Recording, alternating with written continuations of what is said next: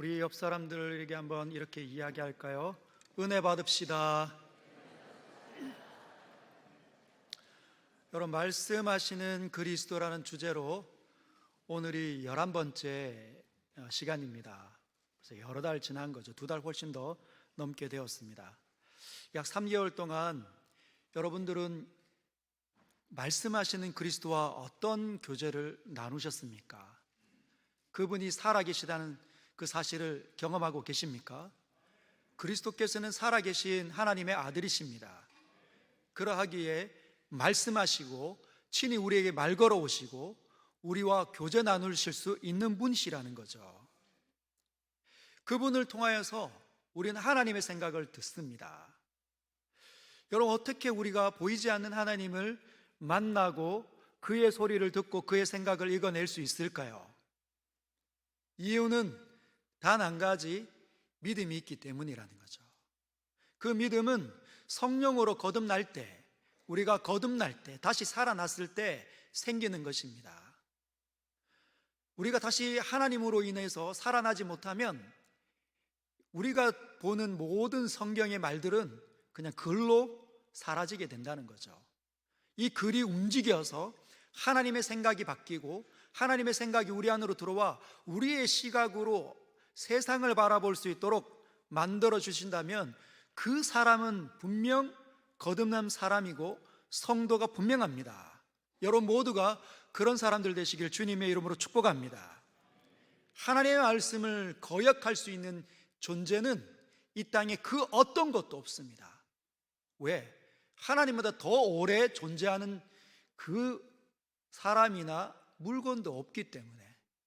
하나님의 기원은 영원부터 영원까지입니다. 끝없는 시간, 영어로는 eternal life.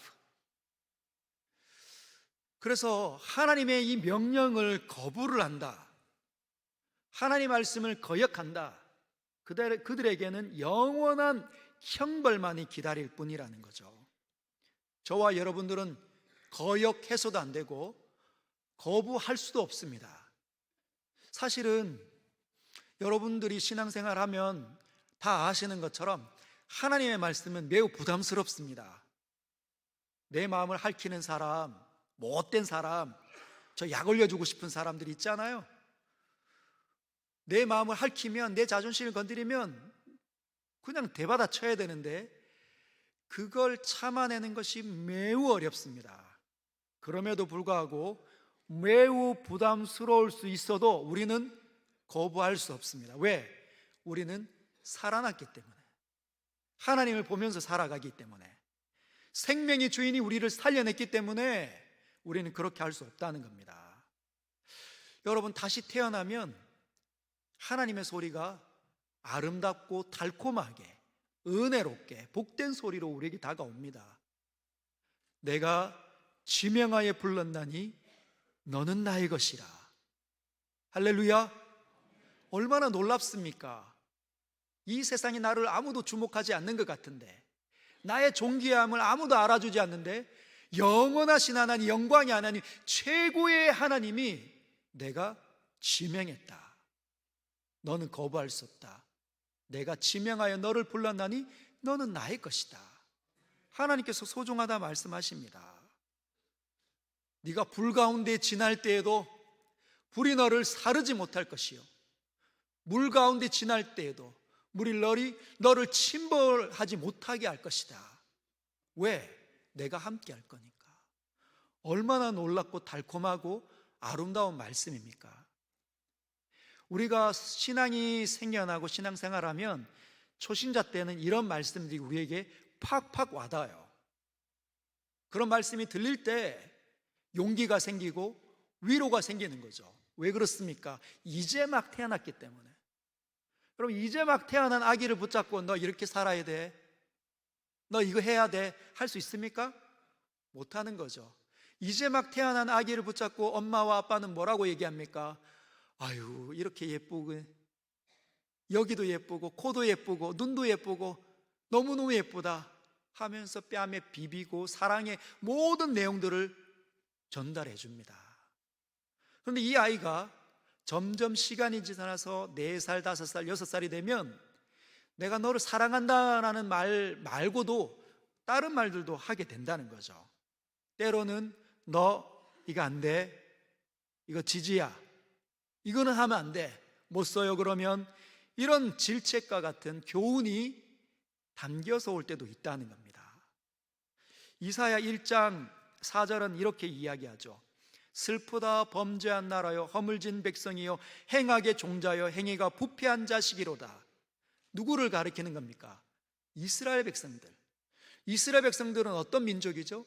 하나님께서 하나님의 말씀을 따라 유일하게 이 땅에 살아갈 수 있는 민족으로 만들어 주셨는데, 그들이 행위가 부패한 자식으로, 그들이 여호와를 버리며 이스라엘의 거룩하신 이를 만홀히 여겨 멀리하고 물러갔도다. 근데 이 성경을 읽을 때마다 찔림이 막 오는 거예요. 그 왜 옵니까? 이제 자랐기 때문에, 성장하고 있기 때문에, 하나 둘씩 하나님의 나라의 이 비밀들이 열려지니까 깨달아지는 겁니다. 마음에 고통이 오는 거죠. 하나님의 소리가 질책으로 다가올 때가 있다는 거예요. 그러면 어떻게 느껴집니까? 부끄럽고 죄송스럽고 민망하고 숨고 싶은 겁니다. 5절은 한 수도 더 뜹니다. 너희가 어찌하여 매를 더 맞으려고 패역을 거듭하느냐. 더 맞으려고 너는 어떻게 패역을 더 거듭하느냐. 이 말씀을 딱 열리는 순간 무릎을 탁 꿇는 거죠. 주님, 너무너무 죄송합니다. 제가 이렇게 살았습니다. 여러분, 삶을 고치는 게 쉽지가 않습니다. 그러나 중단하면 안 돼요. 부담스럽기 때문에, 어렵기 때문에 중단하면 안 됩니다. 저와 여러분들과 함께 하시는 하나님을 유일하게 이 땅에서 보일 수 있는 존재가 저와 여러분이라는 사실을 꼭 기억해내시길 바랍니다. 그래서 하나님께서는 계속 말씀하시는 거예요. 얘야, 나는 네가 이렇게 했으면 좋겠다. 너는 이런 게 너의 정체성이다. 세상은 이렇단다. 이렇게 바라보거라 하고 늘 레고 이르시되 하신다는 겁니다. 여러분 꼭 들으시길 주님의 이름으로 축복합니다. 오늘 그 말씀하시는 그리스도 11번째 본문은 우리에게 깨어있기를 원하십니다. 마가복음 13장 37절 우리 같이 한번 읽어보도록 하겠습니다. 시작. 깨어있으라, 내가 너희에게 하는 이 말은 모든 사람에게 하는 말이니라 하시니라. 아멘. 우리 옆 사람들에게 다시 한번 고백할까요? 깨어 있으십시다. 여러분 꼭 깨어 있으시길 바랍니다. 오늘 이 예배에 조심히 안 됩니다. 눈 부릅뜨고 정신을 집중해서 깨어 있으십시오. 여러분 여기 보면 깨어 있으라, 내가 이 말하는 건 모든 사람에게 하는 거야. 모든 사람. 여러분 이 말을 예수님의 제자들이 들었잖아요. 그런데 제자들을 위함이 아니라 모든 사람들을 위함이다. 그 제자들을 통하여 수많은 사람들이 복음을 듣고 그 복음을 들었던 수많은 사람들이 전 세계로 퍼져나가서 예수 그리스도를 증거할 때 저와 여러분들도 결국은 그들을 통해 복음을 받아들였습니다. 우리에게도 깨어 있으라 지금 주님께서 말씀하신다는 거죠. 헬라어 원문은 이렇게 되어져 있습니다. 한번 따라 읽어볼까요? 그레고레오. 그레고레오. 여러분 그레고레오 혹시 그레고리 1세 이런 말 들어보신 적 있습니까? 그레고리 1세, 그레고리 2세, 그레고리 9세. 여러분 그레고리 즉 무슨 의미냐면 중세 때 그런 이름을 가진 사람들이 성직자들이 참 많았는데 깨어 있어야 되는 사람, 깨어 있는 사람이라는 이름을 뜻으로 그렇게 붙여준 겁니다. 그레고레오, 깨어 있으라. 여러분 이 그레고레오는 정신 또는 주의, 마음을 집중하여 정신을 차리다라는 뜻입니다. 한번 따라해 볼까요? 주의, 정신, 마음을 집중하여 정신을 차리라. 영어로 번역하면 watch out. watch TV, watching TV 하잖아요. 우리가 TV를 봅니다. 근데 watch out, 야, 너 지금 바깥을 봐, 이런 뜻이에요. 지금 바깥을 봐. 네 눈에 펼쳐지는 그 바깥을 봐야 해. 조심하라는 겁니다. 정신 못 차리면 어떻게 된다는 거죠? 다친다. 헛발 헛디뎌 가지고 넘어져 다친다. watch out 얘기한다는 겁니다. 여러분, 이 watch out, 정신을 차려라, 군대에서 제일 많이 씁니다. 군대에서. 왜냐하면 군대는 총기를 다루기 때문에, 포탄, 중화기를 다루기 때문에 정신을 못 차리면 이 총이 내 아군을 또는 자기를 향할 수도 있다는 거예요.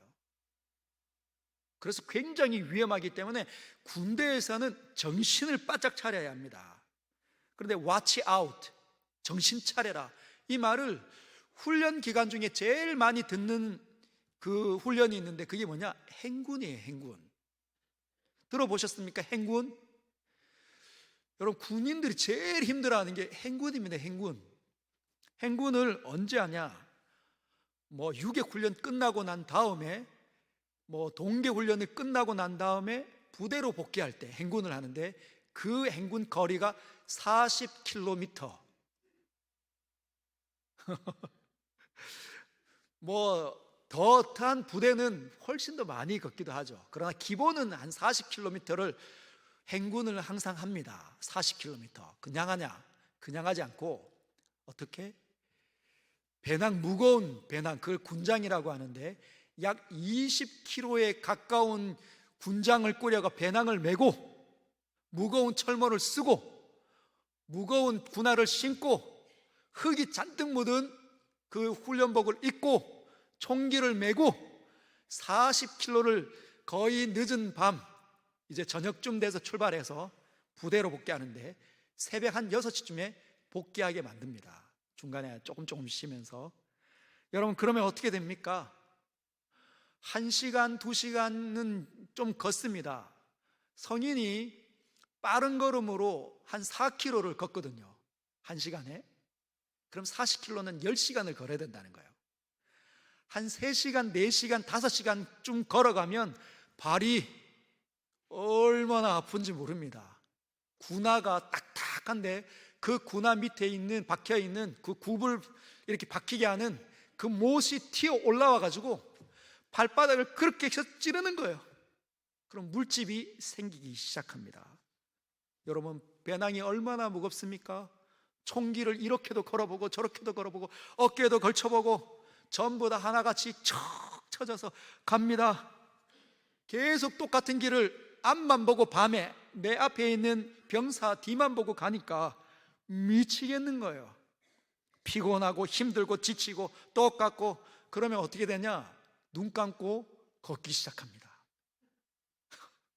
10시, 11시, 12시쯤 넘어가면 피곤이 막 몰려오니까 눈 감고 걷기 시작합니다.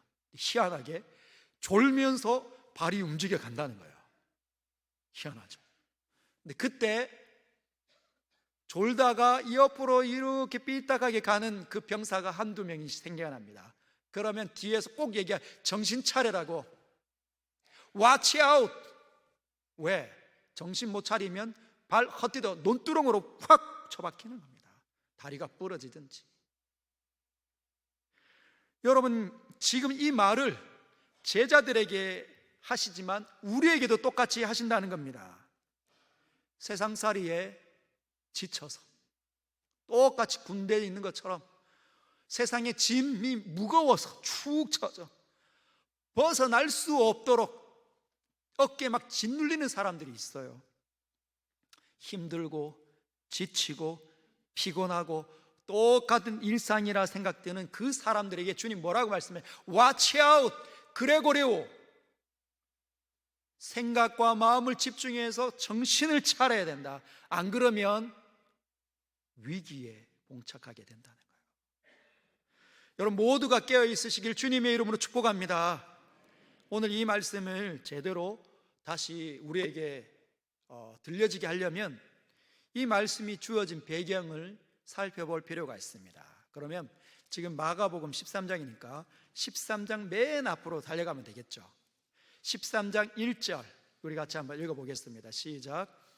예수께서 성전에서 나가실 때에 제자 중 하나가 이르되 선생님이여 보소서 이 돌들이 어떠하며 이 건물들이 어떠하니까. 여러분 이제 예수께서 십자가를 지시기 얼마 전입니다. 6월절 하나님의 어린 양으로 이 세상의 모든 죄악을 짊어지시기 위해 예루살렘으로 들어가셨습니다. 예루살렘으로 들어갔는데 예루살렘 성전이 어떤 모양이었습니까? 강도의 구렬. 예수께서 들어가자마자 노끈을 막 묶어가지고 채찍으로 만들어 막 상을 둘러 엎으시고 사람들을 내어 쫓는 겁니다. 매매하는 사람들, 돈 바꾸는 사람들, 이 모든 사람들을 내어 쫓으시면서 너희가 이 성전이 만민이 기도하는 하나님의 집이라 일컬음 받게 해야 되는데 너희가 강도의 구렬을 만들었다. 그러면서 주님께서 이것저것 말씀하셨는데 말씀하시다가 이제 성전에서 나가시는 겁니다. 예루살렘을 벗어나는 거죠. 근데 그때 나가실 그 타이밍에 제자 중 하나가 예수님께 이렇게 말을 한 거예요. 선생님 보십시오. 이 돌들이 어떠합니까? 이 건물들이 어떠합니까? 이 돌들과 건물들은 뭘 상징합니까? 뭘 가리킵니까? 예루살렘 성전. 예루살렘 성전, 지금 이스라엘을 여행하면 통곡의 벽 하나만 남아있지만 그 예수님 지금 이 시기에는 마가복음 13장 1절의 이 시대에는 완전한 모습이었습니다. 여러분 제자들이 뭐라고 얘기한 겁니까? 주님 한번 보십시오. 예루살렘 성전이 얼마나 아름답습니까? 우리가 지금 이런 빛나는 시기에 살고 있습니다. 여러분 예루살렘 성전을 어떻게 헤롯 대왕이 지었냐면 이거를 아주 멋진 그 레바논의 백향목들을 베어다가, 여러분 휴대폰은 진동으로 바꾸셔야 합니다. 백향목을 가지고 와서 건축을 하는데 그 성전을 뭘로? 하얀 대리석으로 완전히 치장을 합니다. 그래서 멀리서 보면 여러분 그 성전이 있는 곳이 그 예루살렘이잖아요. 다윗성 아닙니까? 그러면 높은 지대에 있기 때문에 그 위에서도 가장 좋아 보이는 땅에 성전을 지은 거잖아요. 그럼 멀리서 보면 눈이 산 등성이에 눈이 덮인 것처럼 보여졌다고 합니다. 그런 하얀 건물들에, 새하얀 건물들에 금박으로 치장을 한 거예요. 그래서 꼭대기니까 일출이 뜰 때, 일몰이 질 때 어떻게 반응이 되냐? 햇볕이 탁 뜰 때 그 금박들이 반짝반짝반짝 빛나는 겁니다. 노을이 질 때 반짝반짝반짝 빛나는 거예요. 얼마나 황홀한지 역사가가 그렇게 이야기합니다. 햇볕이 비칠 때마다 황홀할 지경이었다. 그게 제자들이 본 거예요. 예수님에게, 주님 우리 하나님의 성전 어떻습니까? 하나님의 아들이시니까 하나님의 영광이 이곳에 있지 않습니까? 최고 아닙니까? 우리가 이런 시대에 살고 있습니다. 근데 예수님이 어떻게 평가를 내리셨을까요? 2절 같이 읽겠습니다. 시작. 예수께서 이르시되 내가 이 큰 건물들을 보느냐? 돌 하나도 돌 위에 남지 않고 다 무너뜨려지리라 하시니라. 너희가 이 건물들의 마음과 생각이 빼앗겼니? 이게 그렇게 좋아 보이냐? 이것들은 돌 위에 돌 하나도 남지 않고 다 무너질 거야. 여러분 이 소리를 들었을 때 제자들이 어떤 마음일까요? 안 됩니다 주님, 우리 하나님의 영광이 임재하는 이 아름다운 성전 망가지면 안 됩니다. 이런 생각 들지 않았을까요? 마음이 콱 박히는 거죠. 왜 그러실까 주님? 궁금하지 않겠습니까?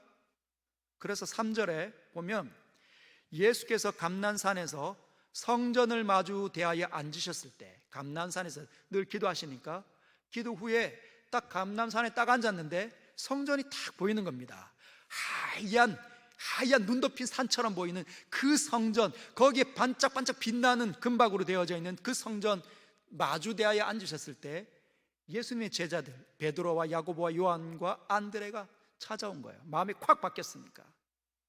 4절에 우리에게 이루소서 어느 때에 이런 일이 일어나겠습니까? 주님, 안 됩니다. 근데 일어난다면 언제 일어납니까? 이 모든 일이 저 아름다운 성전이 무너질 때 무슨 징조가 있습니까? 라고 물은 거예요. 그랬더니 예수님께서 징조는 이러이러하다. 너희들 잘 기억해야 돼. 자, 여러분, 징조가 5절부터 13절까지 쭉 나타납니다. 그러나 우리는 기니까 5절부터 8절까지만 보도록 하겠습니다. 우리 같이 한번 읽어보겠습니다. 시작. 예수께서 이르시되 너희가 사람의 미혹을 받지 않도록 주의하라. 여러분 잘 기억하십시오. 첫 번째가 사람의 미혹이 일어나는 게 징조입니다. 두 번째, 많은 사람이 내 이름으로 와서 이르되 내가 그러하여 많은 사람을 미혹하리라. 예수님 이름으로 오는 사람들이 있다는 거예요. 그게 두 번째입니다. 세 번째, 난리와 난리의 소문을 들을 때에 두려워하지 말라. 이런 일이 있어야 돼. 아직 끝은 아니니라. 세 번째는 난리와 난리가 소문이 막 들리기 시작할 거다. 너희들도 경험하게 될 거야. 네 번째, 읽겠습니다. 민족이 민족을, 나라가 나라를 대적하여 일어나겠고 곳곳에 지진이 있으며 기근이 있으리니 이는 재난의 시작이니라.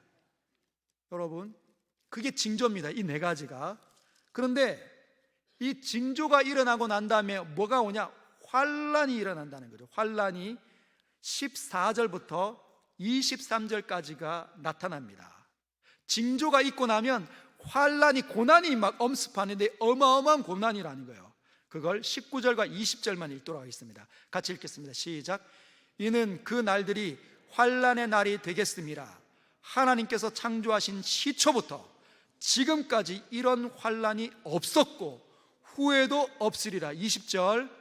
만일 주께서 그 날들을 감하지 아니하셨더라면 모든 육체가 구원을 얻지 못할 것이거늘 자기가 택하신 자들을 위하여 그 날들을 감하셨느니라. 어마어마한 환란이 이 땅에 오게 될 거라는 겁니다. 끔찍스럽죠. 무시무시한 환란이 일어납니다. 그 다음에 뭐가 오냐? 24절부터 27절, 예수께서 다시 오시는 일이 일어난다는 거죠. 26절과 27절 두 절만 읽도록 하겠습니다. 시작. 그때에 인자가 구름을 타고 큰 권능과 영광으로 오는 것을 사람들이 보리라. 또 그때에 그가 천사들을 보내어 자기가 택하신 자들을 땅 끝으로부터 하늘 끝까지 사방에서 모으리라. 할렐루야. 예수께서는 다시 오십니다. 징조가 있고 환란이 있고 난 다음에는 어떤 게, 하나님께서 구름을 타고 인자가 천사들과 함께 온다는 거죠. 어떤 모양으로? 번쩍이듯이. 번개가 번쩍이는 거잖아요. 여러분, 번개가 번쩍인다는 말은 빛의 속도로 온다는 겁니다. 그래서 주님이 우리나라로 임하시나 미국으로 오시나 이스라엘 땅으로 오시나 그렇게 생각할 필요 없어요. 왜? 여기저기에서 번쩍이면 주님은 빛의 속도로 모든 사람이 있는 곳에 동시다발적으로 보여지는 겁니다. 그러면서 오늘 본문의 말씀이 시작된 거죠. 28절 같이 읽겠습니다. 시작. 무화과 나무의 비유를 비우라. 그 가지가 연하여지고 잎사귀를 내면 여름이 가까운 줄 아나니. 무화과 나무의 비유를 배우라는 거죠. 왜? 어떤 비유냐? 무화과 나무의 가지가 연하여지고 잎사귀를 내면 어떤 계절이 왔다는 거예요? 지금 봄이 왔다는 겁니다. 여러분, 산으로 들러 한번 이번 주 지난주 다녀보셨죠? 벚꽃 보셨습니까? 벚꽃 말고 주변에 있는 나무들의 그 겨울 동안 말라 비틀어져서 거의 죽어 있는 것 같은 그 가지에 연한 순들이 막 나오는 거 본 적 있어요? 막 연두연두 하잖아요. 연두빛들이 얼마나 다양한지. 놀랍지 않습니까? 그게 없었잖아요. 그 가지 아무것도 없었는데, 근데 막 그것이 피어서 연두빛의 가지를, 그 잎을 막 틔우기 시작합니다. 벚꽃들은 하얀 색깔, 주홍빛의 색깔들 막 내뱉는 거죠. 여러분, 이 봄이 오면 뭐가 올 거라는 거죠? 여름이 온다는 겁니다. 봄이 왔다는 건 여름이 올 거라는 것을 예상하라는 거죠. 우리에게 지금 지금 이 시대를 읽는 그 시각, 시야를 갖추라는 겁니다. 여러분, 이 시대를 보고 있습니까? 아니면 이 제자들처럼 이 시대 너무 좋아, 거기에 그냥 그 건물들이 현혹되어져 있습니까? 여러분, 눈이 좁아지면 나밖에 보이지 않습니다. 매우 좁은 시야를 갖고 있는 사람들은 자기밖에 몰라요. 그러나 이 시야를 확장시키면 하나님의 시각으로 보는 사람이 제일 많이 볼 수 있습니다. 이 자기밖에 모르는 사람과 대화를 나누면 정말 답답한 거죠.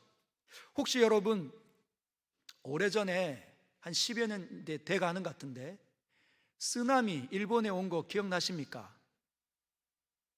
그 일본에 쓰나미가 왔을 때는 이 휴대폰이 벌써 이 스마트폰으로 바뀌어 있을 때예요. 이 휴대폰이 예전에는 폴더폰이었잖아요. 사진 그냥 몇 번 찍는 것, 흐릿하게. 이 스마트폰이 이 개발이 되고 난 다음에는 동영상으로도 찍을 수 있습니다. 얼마나 화질이 좋은지, 사람 눈으로 보는 것처럼. 근데 쓰나미가 막 일어날 때 여러분, 그 시커먼 그 바다에서 배가 겹겹이 밀려서 막 오잖아요. 근데 멀리 있는 높은 지대에 있는 사람이 그 해안에 쓰나미가 몰려오는 걸 동영상으로 막 찍은 거예요. 큰일 났다, 큰일 났다. 근데 그 동영상 안에 뭐가 있었냐면, 그 바닷가 해변에 도로가 있으니까 그 도로에 뭐 택배 회사인지 아니면 뭐 물건 싣는 그 차인지 그 도로를 달리는 사람들이 있더라고요. 자기의 인생에 지금 아무래도 그만 보고 그냥 가는 겁니다. 바깥에서 어마어마한 집채만한 바닷물이 오는지도 몰랐다는 거예요. 그래서 결국은 그 동영상에 그 차들은 다 삼켜 떠밀려 가버린다는 거죠. 여러분, 하나님의 시각이 나에게 보여질 때, 하나님께서 끊임없이 말 걸어 오셔서 나에게 보여주실 때 우리는 하나님의 시각으로 이 세상을 볼 수 있습니다. 그렇지 못하면 여전히 우리는 내 생각과 내 방식밖에 못 본다는 거예요. 제자들이 그 휘황찬란한 너무 아름다운 성전 건물의 마음과 생각이 다 빼앗겼습니다. 안 돼요. 이거 무너지면 안 돼요. 우리 시대에 이런 어마어마한 건물을 보다니. 여러분, 그 시기를 팍스 로마나라고 불러요. 로마가 전 세계를 지배했기 때문에 로마 아래 평화를 누린다 해서 평화의 로마의 시대, 이게 팍스 로마나라는 뜻입니다. 많은 사람들이 로마의 이 제국 아래에 있기 때문에 이 나라 저 나라를 그냥 무사 통과하는 거죠. 통행증만 있으면 그냥 통과하는 겁니다. 무역하면서 사는 거예요. 야, 이런 시대가 있나? 여러분, 로마에 가보면, 저도 아직 로마를 못 가봤는데 로마를 가보면 사람들이 입 딱 벌어지는 게 있죠. 뭡니까? 네? 이렇게 큰 원형 경기장 있잖아요. 네? 콜로세움. 잘하시네요. 가보신 분들이 있을 겁니다. 로마에 들어가면 콜로세움이 어마어마하게 보입니다. 여러분, 이 제자들이 살았던 이 시기에 콜로세움이 건축이 되었다면 어떤 시절입니까? 엄청난 거 아니에요? 그 시기에 그 원형 경기장에서 수많은 행사들을 볼 때 이 햇볕을 가릴 수 있도록 천막이 이렇게 쳐진다는 거예요. 기가 막히지 않습니까? 로마의 건축술이 얼마나 뛰어난지, 로마 자체에 물이 풍부하지 않으니까 주변에 있는 물 근원을 땡겨 오는데, 여러분, 수로를 만드는데 다리처럼 만들어서 몇십 킬로 바깥에서 물을 끌어 이쪽으로 오는데 거의 수평처럼, 그러나 물이 떨어지면 쭉 오는 겁니다. 경사가 급하면 몇 킬로 못 가는 거죠. 거의 수평인 것처럼 보이지만 그 바깥에서 물을 흘리면 물이 로마까지 흘러 들어오는 겁니다. 그 뛰어난 건축술. 지금은 우리는요, 우리랑 비슷하지 않습니까? 이야, TV, 인터넷, 손안의 인터넷, 손안에서 사람들과 영상으로 통화하는 것, 이거 옛날에 어디에서만 봤습니까? SF 영화에서만 봤던 일. 기가 막힌 일. 자동문 쫙 열리고 닫히고 어마어마한 속도의 기차가 다니고, 그뿐만 아니라 비행기가 세계 곳곳을 다니고 우리나라 비자면 수많은 곳에 무비자로 막 들어갑니다. 엄청난 시절 아닙니까? 엄청난 부와 이 힘을 가지고 있는 시대를 저와 여러분들이 살고 있잖아요. 우리는 이 옷이 없어서 못 사는 게 아닙니다. 내 마음에 안 드니까 안 살 뿐이에요. 집에 가면 비싼 옷들 한두 벌씩 있잖아요. 얼마나 어마어마한 시절을 우리는 살고 있습니까? 여러분, 이 시대가 주는 유익과 평안에 심취하면 이 세상에 완전히 밀착당합니다. 그런 사람들이 요즘에 한 명, 두 명 생겨나기 시작했고, 믿음이 있는지 없는지 정말 파악하기 힘든 성도들이 생겨나고 있는 것 여러분 잘 아시지 않습니까? 여러분의 영혼은 어떻습니까? 이 시대가 주는 것, 이게 정말 좋고 여기가 너무 화려하고 이런 시대를 우리가 살고 있다니 하고 마음과 생각을 빼앗기면 강력한 자석에 완전히 밀착되어져 있는 사람하고 똑같습니다. 나에게 죽음이 올 거라고 생각을 못하는 거죠. 영원을 준비하지도 않습니다. 그런 사람들은 하나님의 소리도 잘 들리지 않아요. 그래서 주님께서 뭐라고 말씀하십니까? 깨어 있으라 그래 고레오, watch out. 이 세상에 이 건물들에 현혹되지 마라. 빛나는 기술력에 편혹되지 마라. 이것들은 무너질 때가 올 거라는 겁니다. 무너질 때가 온다는 거죠. 그러면서 무화과 나무의 비유를 배우기를 우리에게 지금 촉구하고 계십니다. 여러분, 무화과 나무의 비유는 징조들을 의미한다고 말할 수 있어요. 지금 봄이 왔기 때문에 여름을 준비해야 된다. 너희들 여름에 뭐가 필요한지 알지? 이런 것처럼 징조들이 있다면 반드시 예수께서 올 거라는 생각을 가져야 된다는 거죠. 정신을 차려야 된다는 겁니다. 징조들을 한번 볼까요? 우리 아까 말씀드렸던 것처럼 첫 번째 뭐가 있습니까? 많은 사람들이 미혹당한다는 겁니다. 미혹당한다. 미혹에 넘어갔다는 겁니다. 세상이 이리와 이리와 이리와, 누가 저거에 넘어가 하지만 넘어가 버렸다는 거예요. 여러분, 영적이지 않는 사람과 대화를 나눠본 적 있습니까? 영적이지 않은 사람, 오늘날 보면 영성이 진짜 바닥인 것 같아요. 목사님들하고 이야기해보면 어떤 목사님은 한 번도 하나님에 대해서 이야기하지 않아요. 정말 심각합니다. 장로님들도 그러시더라고요. 장로님들끼리 이야기하는데 한 번도 하나님에 대해서 이야기하지 않고 세상 돌아가는 이야기만 시큰하더라고요. 정치 이야기하든지 무슨 노예 이야기하든지 누가 뭐 어땠다든지 이런 이야기하느라 다 그게 뭐냐? 영적이지 않은 거예요. 영성이 바닥을 치는 거죠. 그런데 그 시기에 목사들이나 장로님들 그렇다면 권사님들과 집사님들, 성도들의 삶도 만만치 않다는 겁니다. 하나님에 대해서 이야기할 줄 모르는 거죠. 왜? 영이신 하나님과의 이 관계가 완전히 바닥이니까 하나님에 대해서 이야기하면 너무 민망한 거예요. 좀 이상한 사람 같고, 아니면 좀 부끄럽고. 여러분, 우리보다 하나님의 의미 얼마나 중요합니까? 하나님에 대해서 많은 말을 하시길 바랍니다. 여러분, 얼마나 많은 세속화가 일어나는지. 근데 여러분, 영적이지 않는 사람과 대화를 나누면 물듭니다. 물들고 영향받아요. 여러분, 말씀을 묵상하시고 묵상한 걸 여러분 목장이나 또는 가정에서 잘 나누시길 바랍니다. 민망하더라도 나누십시오. 하나님께서 나에게 이렇게 말씀하시고 지난주에 나를 이렇게 간섭하셨다. 그래야 거슬러 올라갈 수 있습니다. 그런데 영적이지 않는 사람과 대화를 나눠서 세속화가 되는 이유가 뭘까요? 대화를 하고 있기 때문이에요. 여러분, 대화는 인격과 인격체가, 한 사람의 인격과 또 다른 사람의 인격체가 서로의 인격 안에 있는 생각을 전달할 때 사용하는 그 매개체가 대화입니다. 대화.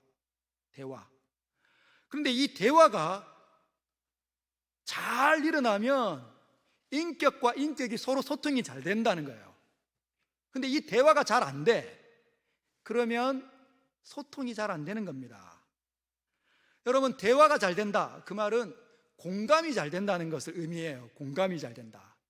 대화가 잘 된다, 그건 공감이 잘 된다는 겁니다. 아, 맞다. 누군가를 이야기할 때 아, 맞다. 여러분, TV를 한번 보십시오. TV의 드라마에 공감되는 사람들, 그러면 공감이 되잖아요. 마음과 생각이 확 빼앗기면 다음 화를 그렇게 기다립니다. 여러분, 아니면 TV 프로그램을 만드는 PD가 공감이라는 이 기법을 그 프로그램에 심었습니다. 어떤 사람을, 말을 잘 쓰는 연사를 그 진행자로 세우는 거죠. 누구? 유재석 같은 사람이나 김창옥 같은 사람. 말을 아주, 그리고 거기에 공감 능력이 탁월하니까 공감할 수 있는 분위기도 잘 이렇게 PD가 잘 만들어 놓는 거예요. 왜? 그러면 그 공감이 잘 되면 될수록 그 시청률은 올라가게 되고 그 PD는 성공하게 되는 겁니다. 그런데 세상의 수많은 매체들은 그 공감하려고, 사람들의 이 마음을 얻으려고 하는 그 공감 능력에 탁월하려고 애를 쓰고 있어요. 시간이 지나든지 뭐라든지 간에 발전을 거듭하고 있습니다. 그래서 프로그램 한번 보면 아, 저거 나도 갖고 싶다. 홈쇼핑에 갖고 싶다. 막 카드 번호 막 누르고 있고. 여러분, 놀랍습니다. 맛집 투어하면 야, 맛있겠다. 주소 막 찾고 있고. 벌써 공감하고 있는 거죠. 세상이 얼마나 강력합니까? 세상이 돈 있어야 된다고 우리에게 속삭입니다. 연사가 어떤 사람이 이야기하느냐에 따라서 거기에 마음과 생각이 올인되면 나도 그렇게 된다는 거죠. 세속화가 일어나는 겁니다. 물론 다 막 나쁘게 모든 것들을 만들진 않아요. 그러나 이 세상이 주는 그 매체들은 하나님에 대해서 이야기하지 않는다는 겁니다.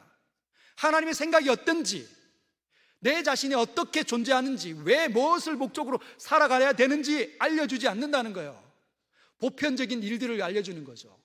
사람들이 필요한 그 가려운 거, 그것만 긁어주고 있는 겁니다. 그러면 세속화가 금방 일어나는 거예요. 아, 내가 자녀 교육 제대로 해야 되는구나. 아, 이 좋은 대학에 보내야 되는구나. 그 생각에 올인하게 되는 거죠. 미래를 위해 투자해야 되는구나. 노후를 진짜 준비해야 되는구나. 미혹 당한다는 겁니다. 두 번째, 적 그리스도인들의 출현.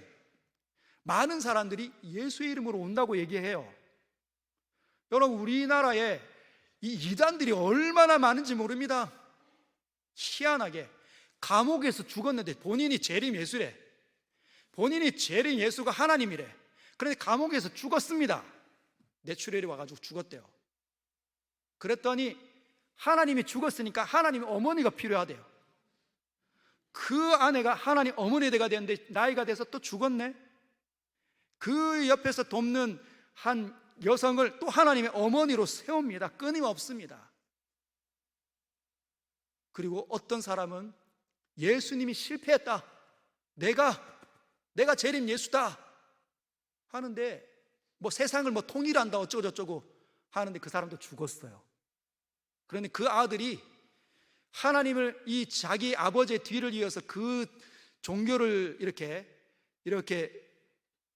좀 교주처럼 하려고 하다가 밀려나니까 미국에 가서 총기를 숭배하는 종교를 만들어냈습니다. 그런데도 거기에 신자들이 있다는 거예요. 놀랍지 않습니까? 세상을 통치할 때는 총이 필요해. 우리나라에서는 할 수 없는 거잖아요. 미국에서 할 수 있는 겁니다. 놀랍습니다. 그리고 어떤 한 할아버지가 자기가 재림 예수래. 누가 봐도 이빨 다 빠지시고 누가 봐도 참 따까이 보이는 그분을 이 젊은 청춘들이 다 갖다 바치는 거예요. 그리고 가정도 쑥대밭이 됩니다. 백마 타고 왔대요. 그 노인이 백마 탁 타고 왔는 그 사진을 보면 어휴, 누가 저걸 믿겠나. 다 현혹되어 미혹되어 거기에 어마어마하게 지금 전도하러 다니고 있다는 거예요. 왜 그런 일이 일어납니까? 하나님 나라에 대한 이 가치관이 시각이 정착되지 않으니까. 왜 예수가 왔는지, 예수께서 오셔서 무슨 일을 하셨는지, 하나님 나라가 어떻게 열리는지 선명한 시각이 없으니까 휘둘려 다니는 겁니다. 여러분, 세 번째, 난리와 난리의 소문이 일어난다. 경제가 침체되죠. 경제가 침체되니까 난리의 난리를, 물건이 막 어마어마하게 올라갑니다. 어떤 나라에서는 그 화폐 자체가 조까지 만들었대요. 조까지. 그런데도 계란 하나 세 개 살 수가 없대요. 물가가 치솟고, 그러면 가정경제가 바닥을 치고, 가정경제가 바닥을 치면 남편과 아내가 못 삽니다. 서로를 질타하긴 할 수밖에 없는 일들이 일어나는 거죠. 난리가 일어납니다. 못 살겠다 이야기합니다. 고통이, 절규가 온 세상에 창궐하고 있어요. 여러분들은 보고 있습니까? 이념들이 충돌합니다. 끝도 없어요. 오래되었는데도 불구하고 늘 이념 전쟁입니다. 그 이념에 사로잡히면 반대 진영에 있는 사람을 막 죽여야 된다고 얘기해도 크리스찬들이 어떻게, 성도가 어떻게 입에 젖을 죽여야 된다고 얘기합니까? 세속화가 얼마나 빨리 일어났는지. 네 번째, 민족에 대해서 충돌하는, 전쟁과 지진과 기근들이 일어나는 거죠. 여러분, 21세기를 사는데 전쟁에 한번 미쳐버린 한 사람이 등장하니까 아무도 못 말립니다. 언제 전쟁이 끝이 날지 아무도 몰라요. 놀라운 거 아닙니까? 이 시기에 교육이 이렇게 발전되어졌는데 수많은 생각들이 인터넷 중에 전 세계로 뻗어나가지고 있는데도 불구하고 어떻게 이런 일이 있냐는 거예요. 그리고 기근이, 지진이 막 곳곳에서 터집니다. 지지난주에 대만과 일본에, 여러분, 우리나라에도 지진이 끊임없이 일어나는 거 알고 계시죠? 우리가 느끼기가 어려울 정도로 약하게 와서 그렇지 우리나라도 끊임없이 지진이 일어나고 있습니다. 심각하죠. 무화과 나무 잎이 나오기 시작했습니다. 여름을 준비해야 된다는 거예요. 주님이 이렇게 말씀하십니다. 31절 같이 읽겠습니다. 시작. 천지는 없어지겠으나 내 말은 없어지지 아니하리라. 할렐루야. 너희가 보는 이 세상의 아름다움, 하늘과 땅, 바다의 이 아름다움도 없어지겠지만 내 이 말은 없어지지 않을 거다. 반드시 오게 되신다. 주님 말씀하십니다. 여러분, 32절. 그러나 그날과 그때는 아무도 모르나니 하늘에 있는 천사들도 아들도 모르고 아버지만 아느니라. 반드시 오신다는 거예요. 그러면 우리는 무엇하며 살아야 될까요? 반드시 오실 텐데 우리는 무엇하며 살아야 됩니까? 주일만 말고 수요일도 금요일도 아니면 하루 종일 왼종일 여기서 예배만 드리고 찬양해야 될까요? 아닙니다. 기도원에 매 주일마다 매번 그냥 기도원에 가서 기도하고 그래 준비해야 됩니까? 아니에요. 뭐 해야 되냐? 그 본문이 34절에 있습니다. 같이 읽겠습니다. 시작. 가령 사람이 집을 떠나 타국으로 갈 때에 그 종들에게 고난을 주어 각각 사물을 맡기며 문지기에게 깨어 있으라 명한과 같으니. 아멘. 사람이 집을 떠나 타국으로 갈 때 예수께서 이 땅에 계시다가 모든 십자가의 이 사건을 만족시키시고 부활하시고 난 다음에 하나님 우편으로 올라가셨습니다. 그리고 때가 되면 오시겠다 말씀하셨어요.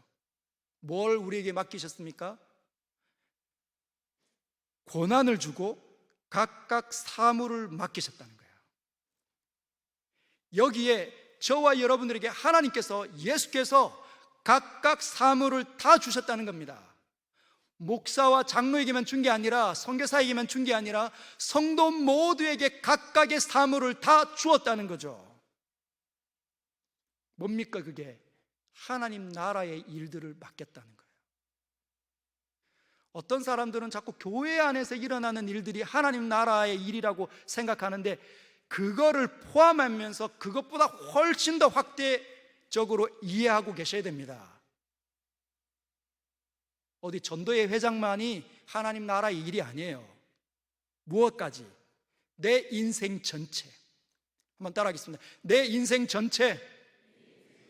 내 인생 전체. 그게 하나님 나라 일입니다. 왜? 하나님께서 내 속으로 들어와 나를 다스리고 계시잖아요. 교회 안에서만 있습니까? 가정에서, 직장에서, 사업터에서, 일터에서, 수많은 환경 속에서 우리는 하나님의 일들을 감당을 해야 합니다. 여러분, 청소, 설거지, 하나님 나라의 일입니까? 아니면 세속적인 일입니까? 하나님 나라의 일이에요. 세속적인 일이 될 수도 있습니다. 왜? 믿음이 없어. 그냥 내가 아이고 억울하고, 나만 설거지해야 되고, 나만 청소해야 되고, 나만 힘들고, 나는 이거 왜 해야 되나, 지루하고 힘들고 무겁고 죽 처지면 그건 완전히 세속화된 거예요. 그래서 watch out. 이것이 하나님의 나라의 일로 여겨져야 됩니다. 나에게 주신 사람들, 내 남편과 아내와 내 자녀들, 그들을 위해서 내가 요리하고 설거지하고 청소하는 거죠. 그들이 하나님 나라에서 더 많이 일을 할 수 있도록 내가 희생하는 겁니다. 하나님 때문에 하는 거죠. 하나님과 연관 지어지면 그게 하나님 나라가 될 수 있습니다. 그러나 그 하나님이 없어져버리면 내가 하는 그 모든 일들은 다 세속적인 일이 되는 거예요. 직장의 일들. 여러분, 돈 벌어야 되잖아요. 돈 버셔야 합니다. 치열하게 세상 속에서 애를 써서 돈을 버셔야 합니다. 그러나 돈 버는 일만 있으면 세속적으로 끝나는 거예요. 왜? 왜가 있는 거죠. 왜? 하나님께서 주신 삶이니, 하나님께서 주신 내 직장이니 내가 애를 써서 그 직장을 아름답게 가꾸는 겁니다. 그리고 거기서 벌어지는 수입을 가지고 내 자녀들을 양육하는 거죠. 하나님의 뜻 안에서, 하나님 뜻 안에서 먹고 사는 일을 하는 겁니다. 하나님과 결부지어지면 그게 하나님 나라의 일들이 되는 거예요. 그런데 하나님을 다 빼면 그냥 세속적인 사람밖에 없습니다. 할렐루야. 여러분, 해내십시오. 해내십시오. 자녀 양육하는 것도 그냥 이 아이들이 성공시키는 이게 아니에요. 이 아이들을 왜 성공시켜야 합니까? 하나님 나라의 일꾼 되게 하기 위해서, 하나님을 영화롭게 하고 하나님을 즐거워하는 사람으로 이 아이들도 보내졌기 때문에 그 아이들을 양육하는 겁니다.